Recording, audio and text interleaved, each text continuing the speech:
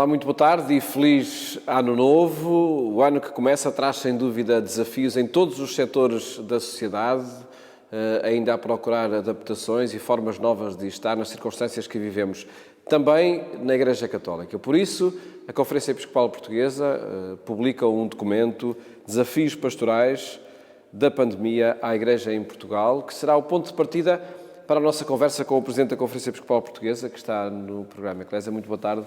Obrigado, Dom José, por estar connosco e feliz Ano Novo também, com estes desafios que temos pela frente. Antes de olharmos ao ano que começa, pedia-lhe um olhar ao ano que terminou, este ano 2020, cheio de tantos confinamentos, de tantos medos, de tantas portas fechadas. Foi um ano perdido, na sua opinião? Antes de mais, também um bom ano, bom dia, um bom ano a todos, porque bem precisamos de fazer votos e não só de cruzar os dedos, mas de cruzar corações, porque depende de nós também aquilo que vai ser este ano. E também da apreciação que fazemos do ano passado. E não tentemos fazer disto um discurso simplesmente bonito, porque afinal... Não, o ano foi mauzinho. Foi mauzinho, experimentámo-lo naqueles que foram diretamente atingidos pelo vírus, mas também de todas as outras consequências que todos sentimos, os que estavam perto deles, os que os assistiram, os que sofreram as consequências colaterais de tudo isso, a sociedade toda com as consequências que teve. Estamos a gravar esta conversa no Externato Frei Luís de Sousa. Enfim, este mundo da educação foi também, sem dúvida, um dos setores muito atingidos. Foi o mundo da educação, aliás, em todo o mundo, foi sempre uma espécie de barómetro da percepção da gravidade da situação que foi criada com a pandemia, mas também do ajuste e reajuste das soluções e dos remédios que se proponham. Foi tão importante, a meu ver, ter tido a coragem de parar e dizer isto é mais do que sério, como foi importante dizer e não se pode viver sem escola. A escola para as nossas crianças e para os nossos jovens é a vida. E, portanto, não se pode congelar a vida ou fazer dela simplesmente um relacionamento virtual, mas também de encontrar maneiras, e que nem sempre são fáceis, nem de implementar, nem de conciliar, para que seja o mais possível seguro, mas sem perder aquilo que é fundamental também no projeto educacional e de crescimento. Aliás, isso também se sentiu na Igreja. Nós até espelhávamos sempre também com os nossos jovens e crianças aquilo que se ia passando nas escolas, também porque ninguém sabe tudo e, portanto, sem dúvida, pode-se dizer que também houve erros de avaliação e de implementação de algumas normas. Não somos perfeitos, nem temos todos os meios disponíveis para acudir a todas as necessidades, mas procuramos fazer. E esse esforço, se é para fazer uma análise do ano, eu acho que este esforço a todos nos tornou mais capazes de encontrar soluções. E criatividade, não só, mas também capacidade de assumir que não numa situação destas há sempre espaços da sociedade e da nossa vida que têm de ser reajustados e tantas vezes com limitação. Porque a doença impõe limitação, mas também em tempo qualquer. Olhamos o que foi a ação da Igreja Católica ao longo do último ano. O que é que se aprendeu por causa da pandemia? Eu acho que aprendeu-se a viver, primeira coisa. Isso não é pouco? Aprendeu-se a viver e isso não é pouco. Isto é, a dizer, nós, contrariamente ao que se diz, nunca fizemos um decreto de fechar as igrejas. Já foi a dimensionar a manifestação da nossa fé às necessidades que o mundo tem. Mas isto estamos acabando de viver dentro desta época, deste período de Natal, esta época natalícia mostra-nos isso. Jesus não veio. Então, ele devia ter entrado no mundo e começado a pregar. Não, passou 30 anos a aprender a ser homem. Aliás, um investimento pouco produtivo para 3 anos depois de vida pública. O que é que significa isto? E depois, o Natal. Então, no meio de tanta contrariedade, então isto não deviam ter chamado os responsáveis e imediatamente ia fazer um show mediático para a vinda do Messias. E Deus faz meia dúzia de pastores rústicos, que nem têm poder nenhum na sociedade. Quer dizer, isto como campanha de marketing foi muito mau. Mas depois, no meio de contrariedades sérias, lá do imperador, muito interessado em ordenar os sistemas de impostos e que lhe passa pela cabeça fazer um recenseamento e obriga tudo isto. Quer dizer, e estas contrariedades. O Natal foi planeado assim pelos estrategas divinos. Adaptou-se à realidade humana, uma realidade tantas vezes difícil, não deixou de ser Natal. Bem pelo contrário, o primeiro Natal nasce numa situação assim, de necessidade de carência e de limitação. Não só, e depois tem de fugir para o Egito, e depois há perseguição e há tudo isso. E a gente lamenta-se porque a Igreja não pôde estar bonitinha, porque neste Natal vamos ter também contradições e limitações. Porquê? Porque temos o que era a preocupação de José e Maria, a vida deste menino. A vida deste menino. Eles tinham-lhes sido confiado isto. E, portanto, era preciso preservá-la. Porque senão o resto não existiria. E nós, quando preservamos a vida e acarinhamos a vida, e acarinhamos os nossos jovens, não pode ser, o menino não pode estar em casa. O melhor seria estar em casa, com os avós e com todos, mas não pode estar. Porque os pais, porque o Estado não deixa, o imperador não deixa, mas depois com isto vem toda uma carralada de limitações. E o menino vai nascer assim. E vai nascer não menos fecundo, porque não nasce numa realidade simplesmente preparada, nasce na realidade de uma humanidade que é sempre assim contingente. E que onde a mensagem do Evangelho encontra espaço é no coração das pessoas, onde quer que seja. Olhemos o ano 2021, nomeadamente a partir desse documento da Conferência Episcopal Portuguesa, Desafios Pastorais da Pandemia à Igreja em Portugal, onde se fala no novo modo de ser Igreja. O que é que está aqui em causa? Qual é o projeto que a Conferência Episcopal aponta para as comunidades, para as famílias nestas circunstâncias? Olha, o que a gente pretende sempre, não é que agora é uma igreja nova no sentido que agora descobrimos a pólvora. Nós queremos a cada tempo redescobrir a igreja que é necessária para este tempo.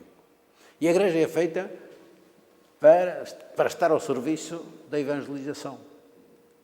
A presença da igreja neste mundo justifica-se porque ela deve ser a presença de Deus neste mundo que vai ao encontro daquilo que Jesus diz.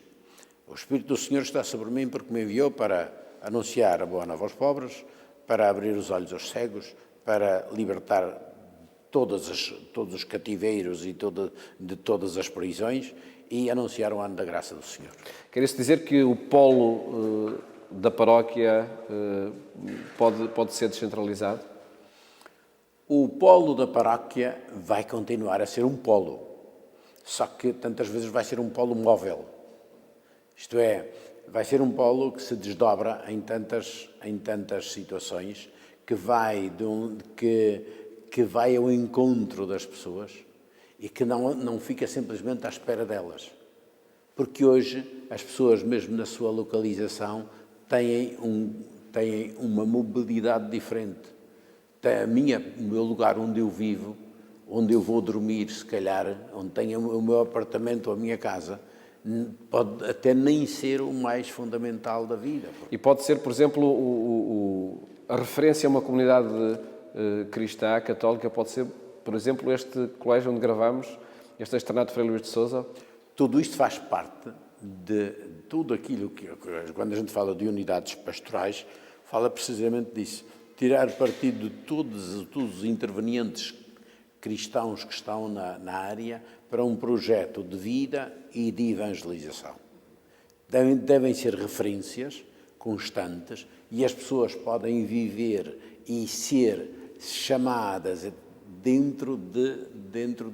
partir destes pontos de referência da comunidade, onde a comunidade se manifesta. Mas se manifesta como uma comunidade que vive, anuncia o Evangelho e que está ligada entre elas. Isto não é uma luta concorrente entre a paróquia e o colégio e os escoteiros e os movimentos, etc. Não, estes são presenças necessárias e necessariamente diversificadas dentro da comunidade. Mas isso é também, essa diversificação, não é só nos locais geográficos, é também nos próprios serviços da comunidade e das pessoas que a servem. E esses serviços e ministérios é precisamente também um dos aspectos de que o documento fala, capacitando ou responsabilizando os leigos para esses serviços. Que possibilidade está aqui em causa? Que novos projetos também neste âmbito podem ser gerados pelas circunstâncias que vivemos? Quer dizer, esta mentalidade e este paradigma de uma igreja que tem de ser chamada a assumir-se com todas as suas dimensões, isto é a preocupação de todos. A adaptação a cada terreno e em cada lugar é diferente. Até porque nós temos ainda uma igreja, numas sociedades, por exemplo, sociedades rurais, que são muito, muito localizadas. Depois temos sociedades que se tornaram, por exemplo, no interior, muito desertificadas e envelhecidas porque os jovens migraram para encontrar estudos e trabalhos. E então isto tem de ser isto são comunidades diferentes. Mas é possível aqui fazer com que estas pessoas não sejam simplesmente destinatários mas sejam protagonistas da Igreja. Isso é o que é preciso fazer. É um desejo antigo já, não é?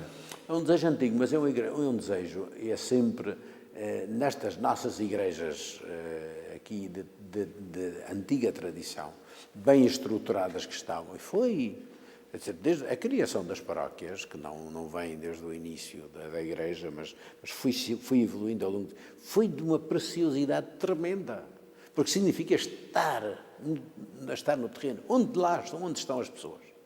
E para estar onde estão as pessoas hoje, tem de ser outra ginástica. A Igreja tem de ser aquilo que Jesus foi, estar no meio de nós, o Emmanuel, Deus connosco. O mistério do Natal é esse. Deus assume a nossa realidade toda. E por isso assume também a realidade de imigrante, de exilado, de perseguido, de tudo isto. De condenado, de injustiçado, ao lado particularmente daqueles que mais precisam. Esta é a missão da Igreja. E por isso mesmo, tem de estar onde estão as pessoas e tem de adaptar-se àquilo que as pessoas são. E se temos uma sociedade que é particularmente móvel hoje, particularmente nas grandes cidades e ao redor delas, isto significa que também nós temos de ser, a Igreja tem de ser assim. Dom José Ornelas, olhamos alguns acontecimentos deste ano 2021 que eu vou marcar. Um mais interno, que é este encontro com o Papa Francisco da presidência da Conferência Episcopal Portuguesa, previsto já para este mês. O que é que levou? Creio que é inédito esse encontro. O que é que levou a Conferência Episcopal a solicitar audiência ao Papa Francisco? Não, olha, não creio que seja, não sei se é a primeira. Também este Papa também se predispõe muito para isso. E a questão é muito simples para mim, é uma questão connatural do ser Igreja. E não é nenhum dizer que o Papa, isto não é um pleito de vassalagem. Mas pode ser uma valorização da própria Conferência Episcopal? não é da Conferência Episcopal, da eclesialidade que nós somos como Conferência Episcopal. O segundo é também dialogar e ver quais são com ele, também, ouvir uma palavra. É o irmão mais velho de quem se espera também uma palavra para a nossa Igreja. E isso significa também, não é um diálogo destes, mas também de sentir uma palavra de orientação, mas também ouvir as preocupações do Papa para este mundo. Sente a urgência de das comunidades voltarem a celebrar juntas como celebravam, sem restrições, sem distanciamentos? Todos estamos à espera. Estão à espera disso. Estamos tão à espera disso, como as crianças estão à espera de poder abraçar os avós, como as pessoas que estão nos lares estão sedentas de poder ter outro tipo de contatos, que tudo isto está restringido pela necessidade do momento que vivemos, mas nós não vamos viver sempre a necessidade. Estamos à espera e esperamos que este ano que começa seja um ano que nos leve verdadeiramente a outros patamares. Não deve ser simplesmente para voltar atrás, é para olhar para a frente. E o que é que nós temos? E nós temos, como dizia antes, é preciso há feridas a curar, há que recuperar pessoas que ficaram esquecidas e que nós temos de ir ao encontro e não esperar simplesmente que cheguem. Temos de encontrar dinâmicas para isso, temos de encontrar caminhos de recuperar aquilo que se perdeu, mas não é simplesmente para voltar atrás. Nós queremos olhar para a frente, porque Deus é um sim para o futuro, para uma Igreja que se quer que responda a estes tempos. Não vão ser fáceis, nem este ano que agora começa, nem os seguintes. Vamos ter aí muitos problemas para resolver e temos de estar juntos para encontrar e deixar-nos guiar pelo Espírito de Deus para encontrarmos caminhos para esta realidade. Não para voltarmos para trás, mas já para encontrarmos caminhos de resposta para o mundo que vem. Desejaria já celebrar a Páscoa, enfim, em condições mais habituais? Uma coisa que se aprendeu este ano foi: o mapa vai-se fazendo à medida que se navega. Isso já é uma frase já feita. E acho que já fiz tantos planos que depois não se realizaram.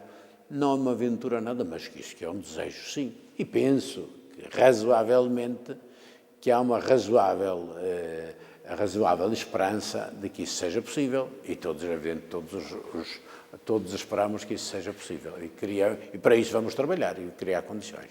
O ano 2021 começa com as eleições presidenciais, logo no 24 de janeiro, não é? Que momento é este para o relançamento também do próprio ano?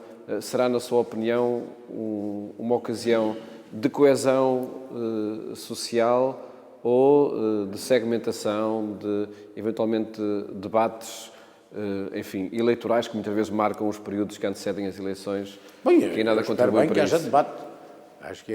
Mas que haja debate sobre verdadeiramente as coisas que interessam e não simplesmente sobre questiúnculas menores. E é lógico que quem vai a eleições vai para ganhar, não é? E, portanto, faz a sua estratégia, etc. E a estratégia deve ser o que eu acho que é importante que seja para mobilizar as pessoas para o voto. Porque acho que o que é importante, e isso é a mensagem fundamental que eu acho que é importante que a Igreja transmita, não é deste ou daquele, mais do que uma avaliação de programas que é importante do ponto de vista de discernimento crítico dos vários programas e daquilo que se propõe e que tipo de sociedade é que está por trás disso. Isso é muito importante. Mas o mais importante ainda é, sobretudo, que as pessoas participem. O cristão não se pode abster. Eu não mando a polícia atrás de ninguém, mas não é correto eu abster-me. Porque eu abster-me é eu dizer, eu não me encaixo em nada disso. Sim, eu não me encaixo em nada disso, eu não me revejo autenticamente para dizer isto é chapadinho aquilo que eu penso. Não vai ser. Mas eu tenho de encontrar daquilo que é possível, daquilo que é proposto. Eu tenho, nem que seja, vou lá, posso pôr o meu voto branco. O meu voto branco é já um voto. Agora, o que não vou ficar é em casa, isso não vou. Dr. José Ornelas, obrigado por ter traçado... Obrigado a vocês e obrigado a todos os que nos ouvem e um bom ano para todos e que Deus nos abençoe a todos e nos faça, de facto, colaborar para que este ano de arranque nos levante da pandemia e das outras pandemias que vamos arrastando por esse mundo fora, mas que nos ajuda a limpar o caminho para encontrarmos um mundo melhor para todos.